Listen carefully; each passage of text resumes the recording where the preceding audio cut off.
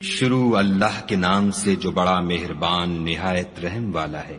اور خدا کی خوشنودی کے لیے حج اور عمرے کو پورا کرو، اور اگر رستے میں روک لیے جاؤ تو جیسی قربانی میسر ہو کر دو، اور جب تک قربانی اپنے مقام پر نہ پہنچ جائے سر نہ مڈاؤ۔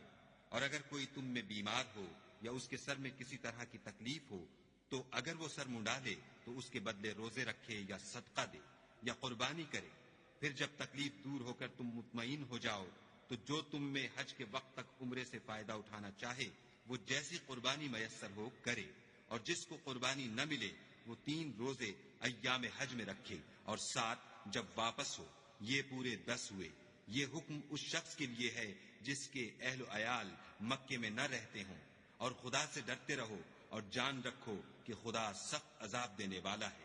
حج کے مہینے معین ہیں جو معلوم ہیں، تو جو شخص ان مہینوں میں حج کی نیت کر لے تو حج کے دنوں میں نہ عورتوں سے اختلاط کرے، نہ کوئی برا کام کرے، اور نہ کسی سے جھگڑے، اور جو نیک کام تم کرو گے وہ خدا کو معلوم ہو جائے گا۔ اور زاد راہ یعنی رستے کا خرچ ساتھ لے جاؤ، کیونکہ بہتر فائدہ زاد راہ کا پرہیزگاری ہے۔ اور اے اہل عقل، مجھ سے ڈرتے رہو۔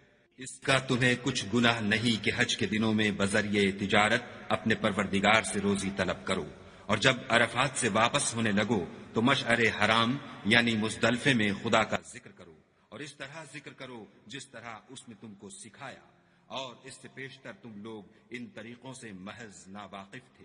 پھر جہاں سے اور لوگ واپس ہوں وہیں سے تم بھی واپس ہو، اور خدا سے بخشش مانگو، بے شک خدا بخشنے والا اور رحمت کرنے والا ہے۔ پھر جب حج کے تمام ارکان پورے کر چکو تو مینا میں خدا کو یاد کرو جس طرح اپنے باپ دادا کو یاد کیا کرتے تھے، بلکہ اس سے بھی زیادہ۔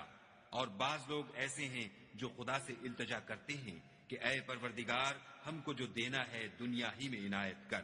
ایسے لوگوں کا آخرت میں کچھ حصہ نہیں۔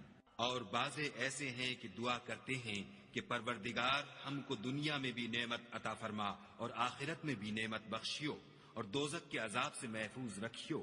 یہی لوگ ہیں جن کے لیے ان کے کاموں کا حصہ یعنی اجر نیک تیار ہے، اور خدا جلد حساب لینے والا اور جلد اجر دینے والا ہے۔ اور قیام منا کے دنوں میں جو گنتی کے دن ہیں خدا کو یاد کرو۔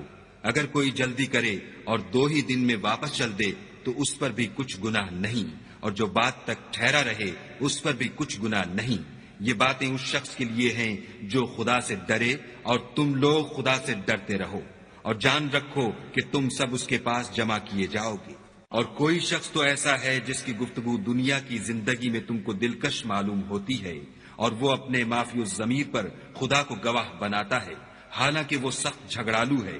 اور جب پیٹھ پھیر کر چلا جاتا ہے تو زمین میں دوڑتا پھرتا ہے تاکہ اس میں فتنہ انگیزی کرے اور کھیتی کو برباد اور انسانوں اور حیوانوں کی نسل کو نابود کر دے، اور خدا فتنہ انگیزی کو پسند نہیں کرتا۔ اور جب اس سے کہا جاتا ہے کہ خدا سے خوف کر تو غرور اس کو گناہ میں پھنسا دیتا ہے، سو ایسے کو جہنم سزاوار ہے، اور وہ بہت برا ٹھکانہ ہے۔ اور کوئی شخص ایسا ہے کہ خدا کی خوشنودی حاصل کرنے کے لیے اپنی جان بیچ ڈالتا ہے، اور خدا بندوں پر بہت مہربان ہے۔